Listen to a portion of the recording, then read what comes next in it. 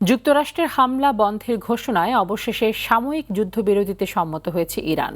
বুধবার সকালে এক বিবৃতিতে এটি নিশ্চিত করেন দেশটির পররাষ্ট্রমন্ত্রী আব্বাস আরাকচি। হরমুজ খুলে দেওয়ার শর্ত ও পাকিস্তানের মধ্যস্থতায় 2 সপ্তাহের জন্য হামলা থেকে সরিয়ে আসার সিদ্ধান্ত নেন মার্কিন প্রেসিডেন্ট ডোনাল্ড ট্রাম্প।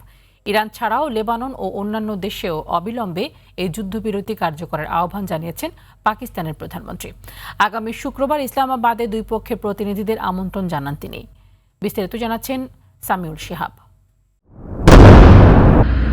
দীর্ঘ ৩৯ দিনের রক্তক্ষয়ী যুদ্ধের পর অবশেষে সাময়িক যুদ্ধবিরতিতে পৌঁছালো ইরান ও যুক্তরাষ্ট্র। বুধবার সকাল 7টায় নিজের দেওয়া আলটিমেটাম শেষ হওয়ার ঘণ্টাখানেক আগে হামলা থেকে সরে আসার ঘোষণা দেন মার্কিন প্রেসিডেন্ট ডোনাল্ড ট্রাম্প।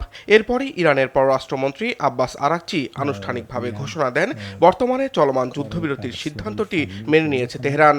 তিনি আরও জানান, আগামী 2 সপ্তাহ হরমুজ প্রণালী দিয়ে জাহাজ বা যান চলাচল নিরাপদ থাকবে।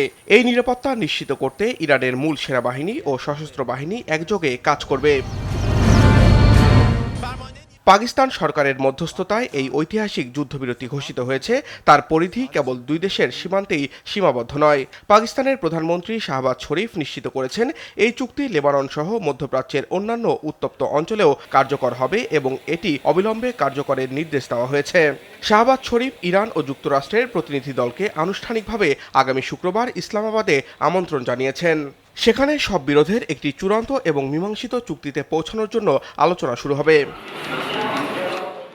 যুক্তরাষ্ট্র ইরান যুদ্ধবিরতিকে স্বাগত জানিয়েছে ইরাক, মিশর সহ কয়েকটি দেশ। তবে যুদ্ধবিরতির বিষয়ে ইসরায়েলের পক্ষ থেকে এখনও কোনো সাড়া পাওয়া যায়নি। ট্রাম্পের যুদ্ধবিরতি ঘোষণার আগেও দক্ষিণ লেবাননের উপকূলীয় শহর সিদনে ইসরায়েলি বিমান হামলায় অন্তত 8 জন নিহত হয়েছে। তবে ইরান ও যুক্তরাষ্ট্রের মধ্যে যুদ্ধবিরতির ঘোষণার পর বিশ্ববাজারে তেলের দাম কমেছে, উঠতে শুরু করেছে শেয়ারের দাম।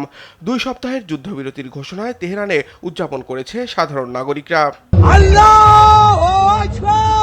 সামিউল শিহাব, RTV।